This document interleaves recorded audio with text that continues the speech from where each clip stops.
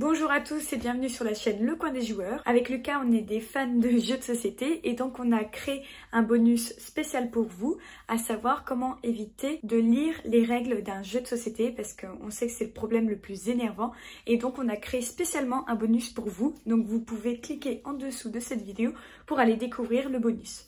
Voilà, je parle pas plus et je vous laisse découvrir cette interview. Donc, bonjour à tous, bienvenue sur la chaîne Le Coin des Joueurs. Je vous présente Hélène. Bonjour Karine, bonjour à tous. Alors, est-ce que tu peux te présenter et dire ce que tu fais? Oui, donc voilà, je suis Hélène et ça fait à peu près 5 ans maintenant que j'ai commencé à faire un blog sur les jeux.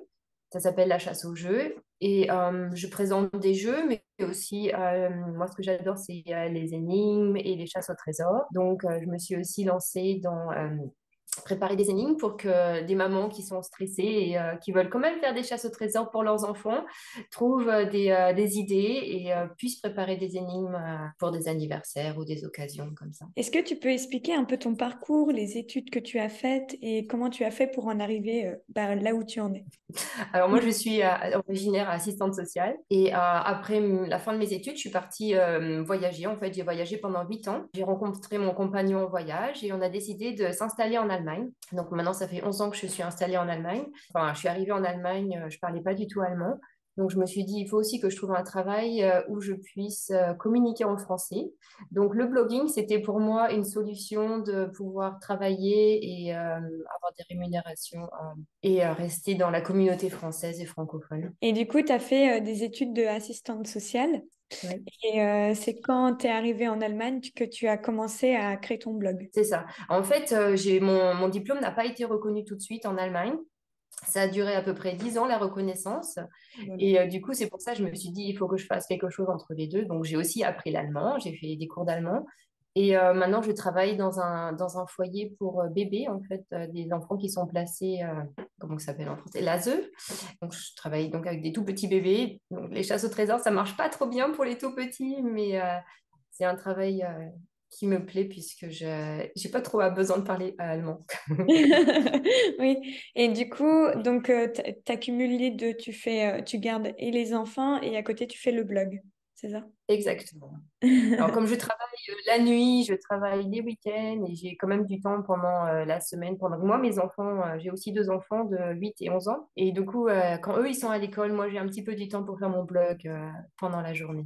Ok. Et ça te prend combien de temps? Ça te fait quoi? 35 heures plus le blog à côté ou... C'est ça, non, je travaille 30 heures avec mon travail, mais je pense que le blog me prend encore plus de temps que mon travail. Ok, comment ça a commencé?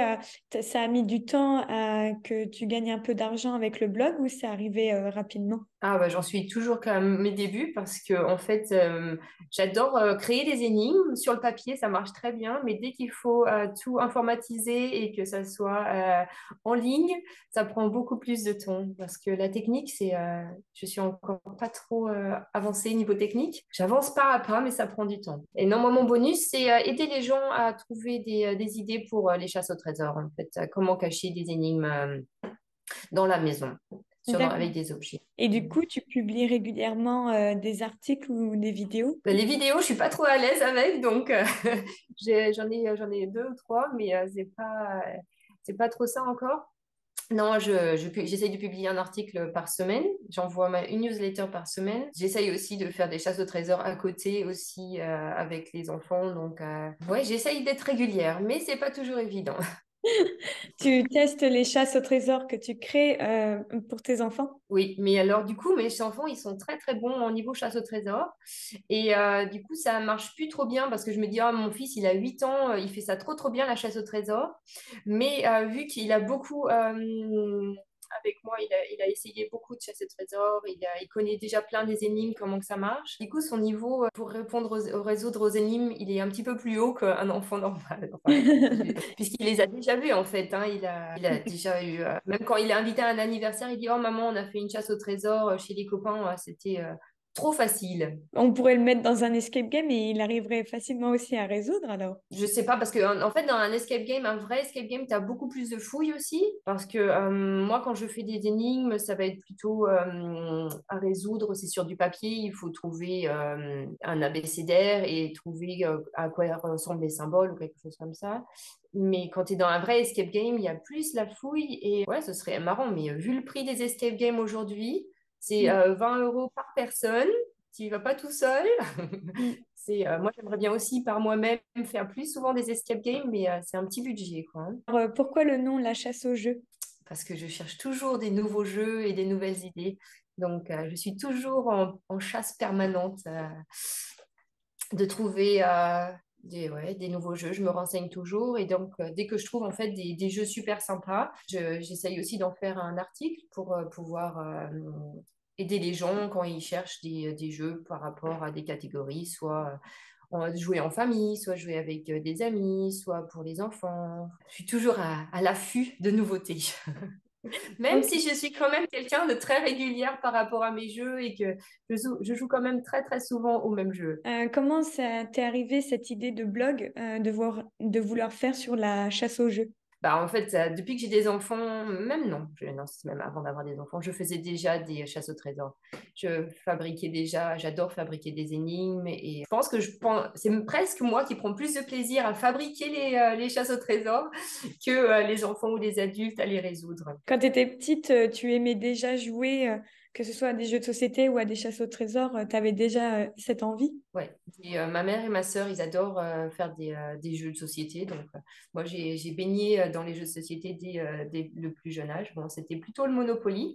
Je me faisais pouiller en plus, ma sœur gagnait à tous les coups, mais bon, on jouait. Et effectivement, après, plus on grandissait, plus on jouait à des jeux. On a commencé, je pense, par Carcassonne. On a fait des jeux assez simples au début. Chasse au trésor, je me rappelle en avoir fait une. Quand j'avais 10 ans, on était invité à un anniversaire de copine. On en a fait une. J'en ai jamais vécu par moi-même plus que ça. Et tu as le temps de jouer à côté à des jeux de société ou justement tu n'as pas le temps parce que tu fais que des chasses au trésor à tes enfants ou... Non, j'ai le temps de jouer en fait. Tous les lundis soirs, je joue dans un club de jeux, donc Ok. dans un club de jeux de société. Et pour moi, c'est un endroit aussi parce que je déteste lire les règles du jeu. Enfin, c'est pas mon truc, quoi. Et du coup, dans le club, ils nous présentent des jeux et ils nous montrent comment on joue au jeu. Et comme ça, c'est quand même assez pratique de s'entraîner sur des jeux avec des gens qui connaissent le jeu. D'être la tête dans le nez dans les règles tout le temps, je trouve ça pas fun. Mm. Et tous les jeudis soirs, ben, je invite des amis et on joue à des jeux. Et donc là, souvent, je présente le jeu que j'ai appris le lundi. J'ai dit, oh, j'ai découvert un super nouveau jeu. Regardez, je voulais emprunter. Et, c'est moi qui fais les démonstrations après le jeudi. Donc, je joue 2 fois par semaine avec des amis. Donc, le lundi et le jeudi. Et puis, en plus, bah, j'ai des enfants joueurs. Donc, c'est cool. Donc, on joue assez souvent aussi. Parce que du coup, les lundis, tu vas jouer donc dans une association ou c'est un bar? Une C'est ça. Oui, association. c'est à peu près entre 400 et 500 jeux. Donc, Wow. il y a il y a de quoi faire. Et puis, bon, c'est que des joueurs, hein. On n'est pas là pour rigoler, quoi, hein. Et du coup, tu peux emprunter les jeux auxquels tu joues le lundi, tu peux les emprunter chez toi et les rendre la semaine d'après alors. Oui, exactement, c'est ça. Ouais. Je peux même les garder un petit peu plus longtemps que ça pour m'entraîner un petit peu. Quel est ton type de jeu de société et quel est ton jeu du moment? Alors, mon jeu du moment, ça dure quand même déjà, je pense, depuis plus de 4 ans. C'est Wingspan. C'est un jeu avec des oiseaux. Et ouais, ça fait 4 ans que j'ai commencé avec. C'était pendant le confinement. Donc, ouais, ça fait à peu près plus de 4 ans. Et depuis, j'achète les extensions qui vont avec. Donc, maintenant. Parce qu'au début, c'était que des cartes avec des oiseaux sur l'Amérique, les États-Unis. Et maintenant, il y a eu l'Europe, et après, il y a eu l'Asie. J'espère qu'à Noël, il va y avoir une nouvelle extension qui va arriver. Je vais revenir sur ton blog. Tu as combien de Mhm. personnes à peu près dans ta liste de newsletters? C'est à peu près à 2000 personnes. Waouh! Bravo!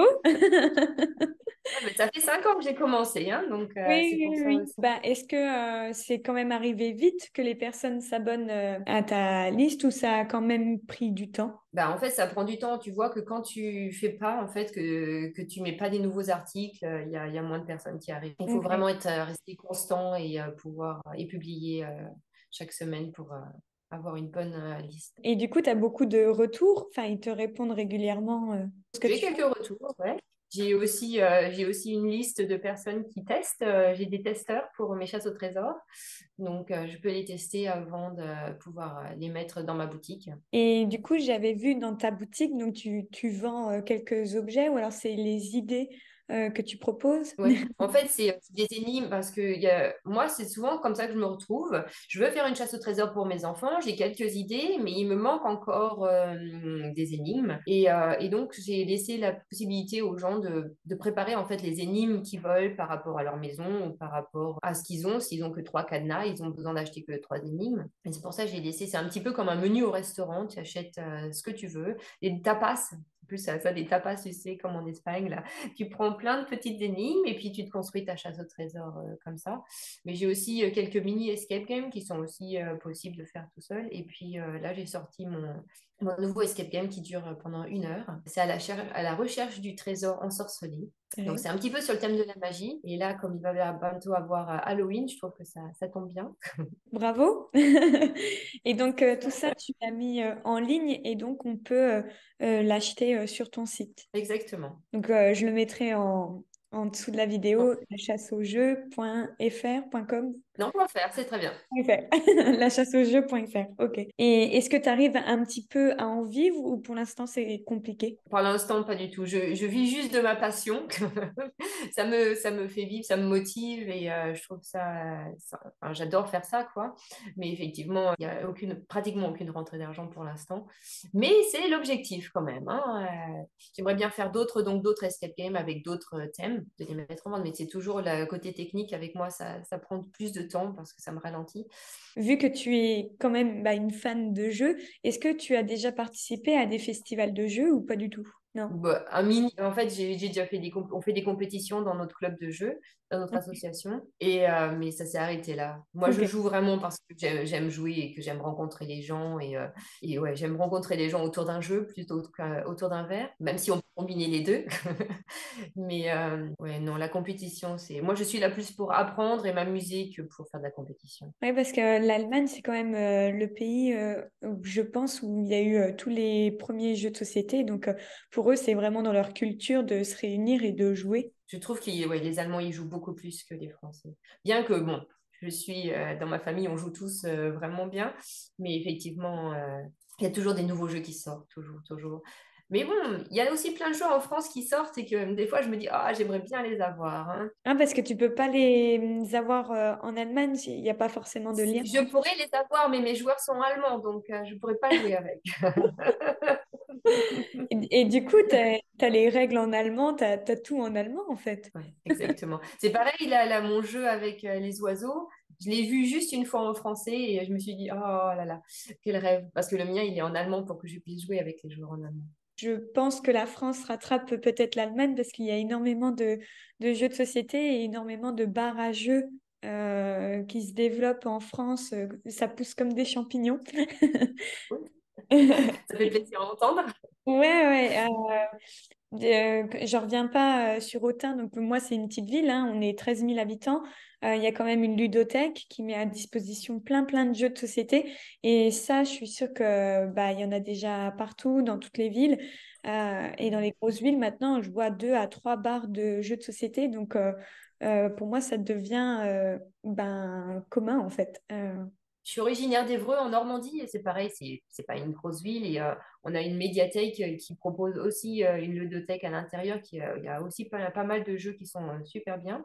J'ai d'abord découvert là-bas Colt Express, c'est un jeu aussi que j'aime bien avec le train là. Et il s'est ouvert aussi ouais, un café. J'ai dit à ma mère, oh vas-y, va jouer, va essayer. Mais elle n'ose pas toute seule. C'est vrai que des fois, on n'ose pas. C'est vrai, Évreux, c'est aussi pas très grand, hein, c'est 50 000 habitants.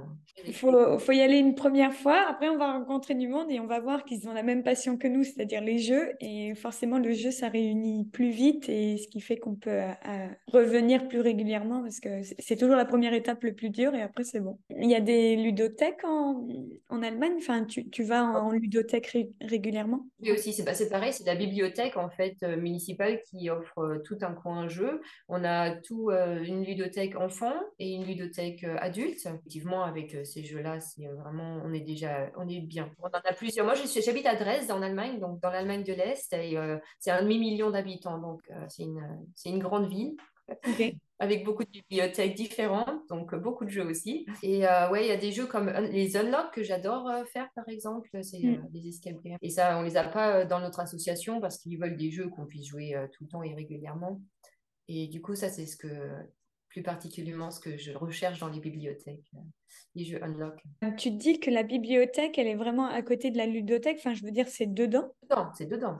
Ah Ouais. ouais, c'est En fait, dedans. dans la bibliothèque, tu as, tous les livres, tu as tous les CD, tu as tous les magazines, tu as tous les jeux vidéo. Parce que ben, nous, on est habitués à ce que les bibliothèques, ça soit calme. Et est-ce qu'il y a, il y a du bruit quand même, du coup? Ouais, tu peux jouer avec les jeux, les consoles de jeux hein, dans notre bibliothèque. Donc, c'est pas le silence. Il y a des salles de silence aussi, des salles où vraiment que tu es complètement enfermé, que tu peux louer si tu veux travailler vraiment dans le côté tranquille.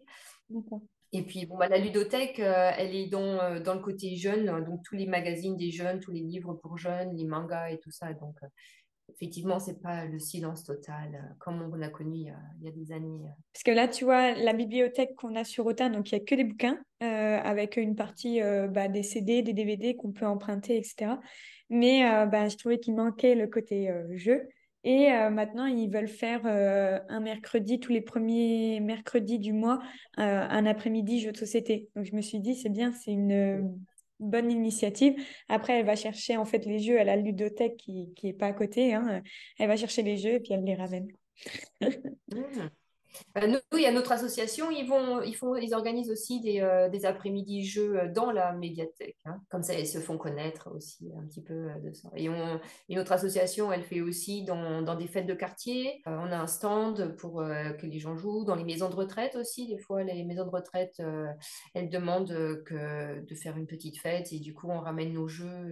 Et chaque année, au mois de novembre, il y a un énorme week-end c'est comme ça que j'ai connu d'ailleurs cette association. C'était en allant ce week-end-là jouer. Donc, tu payes une entrée et puis tu peux jouer, essayer tous les jeux que tu veux. Et ça, c'était formidable de découvrir ça. C'était mon premier jeu, c'était Azul. C'est là où je l'ai découvert et après, je l'ai même acheté parce que ça m'avait tellement plu. Et du coup, tu dois avoir plein de jeux chez toi ou pas forcément? Oui et non, parce que du coup, je me dis, tu peux les louer facilement. Parce que sinon, je pense qu'il y en aurait jusqu'au plafond des jeux. Donc, j'essaye de restreindre, d'avoir vraiment des jeux avec lesquels je joue régulièrement, comme Wingspan, ça c'est mon jeu à moi. Mais sinon, non, j'essaye de les louer. Oui. Je les emprunte soit à l'association, soit à la médiathèque. Mais c'est vrai que je me retrouve avec le même problème que toi où j'aime beaucoup les unlock, les escape games en boîte de jeux de société. Et bah, j'ai pas envie de les acheter parce qu'une fois que tu les fais, bah, tu les connais et t'as pas envie de refaire la même chose parce que tu as envie de faire un autre. Donc je comprends. Enfin, c'est là que la ludothèque, c'est hyper bien pour emprunter les jeux et les rendre, surtout au niveau des unlock. Et du coup, concernant ton blog, quelles sont les difficultés que tu as rencontrées et comment tu as fait pour trouver des solutions et réussir à avancer? Bah, moi, comme je t'ai dit avant, mon problème, c'est vraiment les problèmes techniques et les illustrations, parce que je me dis, si quand je fais un escape game, j'aimerais bien qu'il soit joli pour joliment illustré. Et au début, je me suis dit, ah, je vais essayer de trouver une illustratrice pour ça. Et depuis cette année, j'ai commencé avec Canva. Et avec Canva, il y a plein des illustrations et je peux faire des super choses. Et du coup, ça a un petit peu changé ma vie. Ça l'a amélioré, en tout cas, pour pouvoir faire des escape games qui ont un rendu un peu mieux. Bon, j'en suis pas encore, c'est magnifique, mais c'est déjà mieux et je pense que ça ira de mieux en mieux, quoi. Et maintenant, avec les intelligences artificielles, je croise les doigts aussi que je pourrais avoir des images que je voudrais avoir. Bon, j'ai essayé un petit peu pour l'instant, mais le résultat n'est pas encore tout à fait comme je le souhaitais. Faut réussir à faire un bon prompt, enfin à faire exactement la demande que tu veux pour qu'il te donne ce que tu veux. Mm. J'ai essayé ça, mais enfin, pour l'instant, c'est pas encore. Bah, ça va aller. avec les années, j'imagine que ça va aller de mieux en mieux. Mais et j'imagine aussi que c'est ma solution aussi parce que comme ça, l'intelligence artificielle elle aura exactement ce que je veux. Ouais. Et du coup, tu utilises ChatGPT, enfin, tu utilises l'intelligence artificielle pour écrire tes articles ou pas forcément? Pas pour écrire mes articles, mais des fois pour reformuler, trouver des histoires. Et, parce que ChatGPT, il invente des choses, hein, donc avoir des vérités avec lui, c'est pas possible. Non, c'est juste plus souvent pour la reformulation. Du coup, quels sont les futurs projets que tu as à l'avenir? Créer encore pardon, des nouveaux escape games, des chasses au trésor avec des thèmes différents. Là, celui-là, c'était sur la magie. Je pense que j'ai une amie qui m'a dit les pirates, ça marche bien aussi, peut-être sur les thèmes des pirates. Et puis, comme j'aime le voyage et des pays, peut-être en faire plus, peut-être sur l'Australie ou avec des thèmes avec un pays, comme ça on puisse découvrir, que ça soit pédagogique et en même temps un jeu amusant. Et est-ce que tu arrives à avoir du temps pour toi en mode vacances? Ah bah, jouer, pour moi, c'est un peu les vacances, hein. De toute façon, je pars pas, par exemple, je pars pas en vacances sans jeu. Même si je vais un week-end, j'ai un sac de courses plein de jeux avec moi, hein. Ok. Mais j'ai entendu parler que toi aussi. Enfin, c'est vrai que là où je vais, j'en emmène toujours parce que je trouve que le jeu permet de réunir les personnes, de passer une bonne soirée, etc. Plutôt que ce que tu dis, je préfère me réunir autour d'un jeu et boire un coup que réunir autour d'une table et boire un coup. Je trouve le jeu amène quelque chose. J'ai même des jeux à mon travail parce que bah, quand tous les bébés sont au lit, hein, et chez nous, tous les bébés à 7 heures, ils sont au lit. Donc, mais on doit rester là, on est éveillé donc, pour le prochain biberon. Donc, j'ai dit mes collègues, j'ai dit, allez, hop, j'ai ramené des jeux et je fais jouer mes collègues. Ouais, c'est super. Ça te permet de te rapprocher d'eux, d'éviter de t'ennuyer, entre guillemets. Enfin, je trouve le jeu permet beaucoup de choses dans une équipe. Mhm. Et du coup, je fais pareil. Les midis avec mes collègues parce qu'on mange. Et après, on a un petit peu de temps parce que moi, je fais du sport adapté en hôpital. Et donc, les patients souvent font la sieste. Donc, ils sont pas aptes à faire du sport adapté directement. Donc, à ce moment-là, je sors un jeu, et on joue tous ensemble. Et je trouve que ça permet de rapprocher l'équipe, de se réunir. Je me rappelle les premières années, on commençait à critiquer les autres et j'étais là, mais moi, j'aime pas cette démarche. Et je préférais ramener un jeu pour qu'on joue ensemble, qu'on se réunisse et que après, et puis en même temps, ça te permet de sortir un peu du boulot, quoi. Ouais, moi, je vois aussi maintenant avec les téléphones, tout le monde est sur son portable, chacun dans son coin sur son portable, et effectivement, le jeu, ça réunit.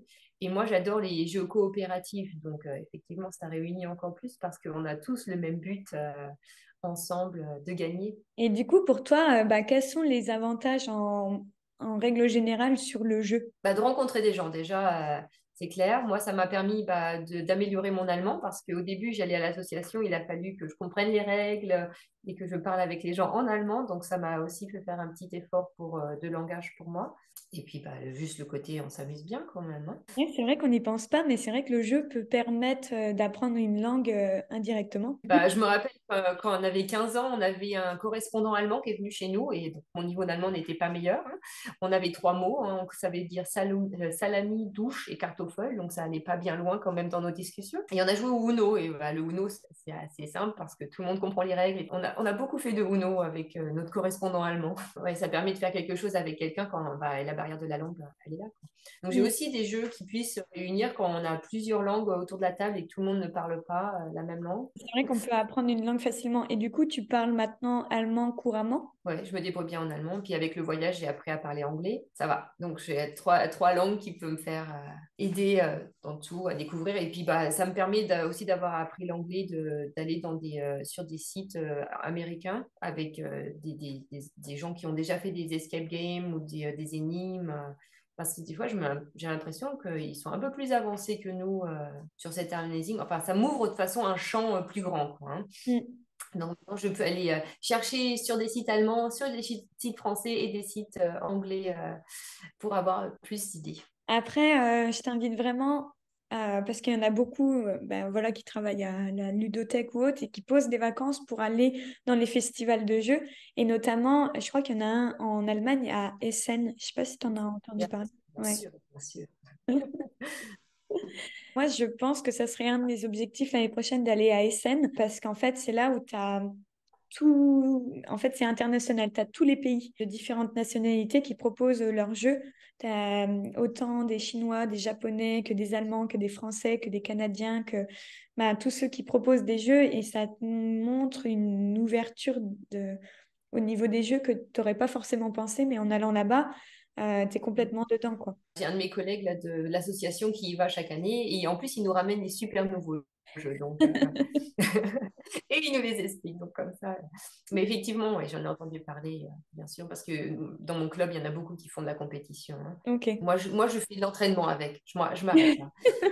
Moi, j'y vais pas forcément pour la compétition, j'y vais au festival, surtout pour découvrir et rencontrer du monde. Parce que cette année, je suis allée au festival de Cannes, où bah, j'ai rencontré les éditeurs, les illustrateurs.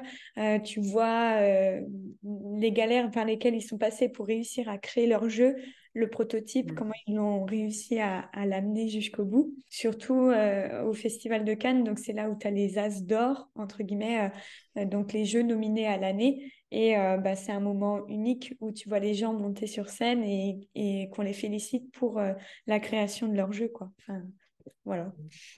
Bien sûr, mais bon, il y a mille choses qu'on peut faire. Ouais, ouais, ouais. Et quelle est la définition que tu donnerais du mot joueur? Alors, le joueur, c'est quelqu'un qui aime bien être autour de la table, autour d'un jeu de société. Mais des fois, le joueur, il a aussi une connotation négative. Si tu penses au joueur de casino, il y a toujours des limites à définir dans le joueur. Le joueur, c'est quelqu'un donc, qui aime jouer, qui est passionné de jeu, mais toute passion a ses limites aussi. Et qui prend du plaisir en jouant, plus particulièrement à des jeux de société. Et pour toi, bah ouais, quels sont les avantages de jouer régulièrement au quotidien? Ah bah, moi, j'aime rencontrer des gens, donc je suis très sociale, du plaisir pur, quoi, d'être avec plein de gens, et effectivement, moi, je suis pas du genre à discuter. J'aime bien, et comme ça, il y a un objectif de jouer ensemble. Et, je discute aussi, bien sûr, mais je suis pas une grande bavarde à discuter pendant des heures autour d'un verre. Le jeu, pour moi, c'est un moyen de tous nous réunir et puis bah, de s'amuser. On rigole bien, quoi. On a des jeux où on rigole. Bon, il y a des jeux où c'est un peu plus sérieux, plus calme, mais on a des jeux aussi à amener du plaisir et de la rigolade. Et tu préfères du coup les jeux de famille par rapport à des jeux longs? Ça dépend, en fait, ça dépend avec qui tu joues, c'est toujours la même chose. Donc, les jeux de famille, ça va être des jeux plus faciles pour des joueurs. Enfin, quand des fois, même quand on est juste fatigué, tu vois, si le jeudi, moi j'ai mes amis qui arrivent et qui me disent, oh, ma semaine, elle était difficile, je suis crevée, quoi. Mais je viens quand même parce qu'on sait que on aime bien se rencontrer. Et du coup, je vais effectivement pas trouver un nouveau jeu où il faut lire enfin, il faut que j'explique pendant une demi-heure les nouvelles, comment on joue au jeu. Donc, je vais essayer plutôt un jeu plus facile et plus court ou un jeu plus dynamique qu'un jeu où il faut plus réfléchir, de la réflexion. Mais effectivement, dans le lundi, quand je joue à l'association, ça va être plus des jeux longs. On essaye de faire un jeu long et puis après, fin de soirée, un jeu court. Ça, c'est Le planning de la soirée. la soirée. Et du coup, tes enfants aussi, ce sont des grands joueurs. Mes enfants jouent facilement aussi. Ma fille, plus des jeux courts. Et mon fils, j'étais assez surpris. Il peut quand même tenir maintenant 1 heure et demie, 2 heures devant un jeu. Donc, Hmm. à 8 ans, je trouve que c'est pas mal. Il y a de l'espoir pour moi. Ouais, mon mari joue avec moi. Ouais, on adore jouer. Bah, Wingspan, je pense que c'est le jeu où on joue le plus ensemble. Ouais, nous, maintenant, une partie à deux, ça dure 30 minutes. Donc, on essaye, on se dit, ah, aujourd'hui, on fait un autre jeu. Non, bon. Je ne sais pas si, il y a quelque chose que tu aimerais nous partager par rapport à ton blog. Non, j'espère continuer ce blog encore pendant longtemps et avoir encore plein de nouvelles énigmes à faire découvrir à mes lecteurs. Et j'espère vraiment pouvoir bientôt sortir plus des chasses au trésor longues pour que les mamans, elles soient soulagées, dire hop, j'achète juste ça, j'imprime, je découpe, je prépare et c'est déjà tout fini. Et quels sont les conseils que tu donnerais justement ben, des joueurs ou justement aux mamans qui veulent faire des jeux? Bah déjà, de se laisser surprendre par des nouveaux jeux, c'est toujours intéressant de découvrir des nouveaux jeux avec des nouvelles règles. Et réunissez-vous, jouez, découvrez. C'est toujours des moments de plaisir. Pour sortir aussi du quotidien, je trouve que c'est quand même bien. Et puis, bon, bah, ça crée des liens, le jeu, hein. C'est Mm. même quand on joue moi quand je joue toute seule avec mon fils, ça, c'est sûr que ça crée du lien plus que si on faisait des devoirs. Mm. Il y en a un que j'ai interviewé, c'est un ludopédagogue. Alors, je ne savais pas que ça existait, mais il est en Belgique. Et en fait, eux, ils aimeraient apprendre, enfin, les matières par le jeu. Tu dis pas, c'est pas un quiz où 3 et 3 ça fait combien? Non, il me dit, c'est pas ça. C'est vraiment, on joue à King Domino. On va placer des petits terrains et le but, c'est de réussir à faire construire autour de ton château, à avoir assez de terrain pour avoir... Et en fait, il dit, bah, derrière tout ça, tu as quand même la concentration, de la logique à avoir, la résolution de problèmes. Et il dit, bah, mine de rien, en jouant au jeu, bah, en fait, tu apprends. Et il dit, en fait, c'est par ça qu'ils aimeraient apprendre. Donc, et je pense que là-dessus aussi, ça va se développer parce qu'il y en a de plus en plus des ludopédagogues. Bah, par exemple, moi, quand je joue à Wingspan avec mon fils, il lit les cartes, il faut les lire. Donc, c'est pour ça qu'avec lui, ça prend 2 heures et demie et pas 30 minutes parce qu'il faut lire chaque carte, la comprendre, la compréhension, après la stratégie de comment bien la placer. Et puis, bon, à la fin, il faut toujours compter les points. Donc, il faut quand même garder en tête déjà comment faire des points. Et puis, bah, à la fin, il faut faire l'addition. Donc, mon mari, des fois, il vient et puis il me dit, ah, est-ce que vous avez fait de l'école? Et je dis, ah oui, on a fait juste, on a joué, mais on a fait de la lecture et on a fait aussi des mathématiques par le jeu. C'est vrai que c'est quand même pédagogique aussi de ce côté jeu. Mais moi, mes enfants sont à l'école Montessori et ce qu'ils apprennent en premier, c'est pas ni lire, ni écrire, ni calculer, c'est vraiment tout ce côté social et d'être ensemble, en fait, comment vivre ensemble. Et pour eux, c'est le point numéro un avant les matières à apprendre à l'école, hein. Bon, bah écoute, merci beaucoup Hélène pour tout ce partage. Merci pour toi, Karine, pour cette interview.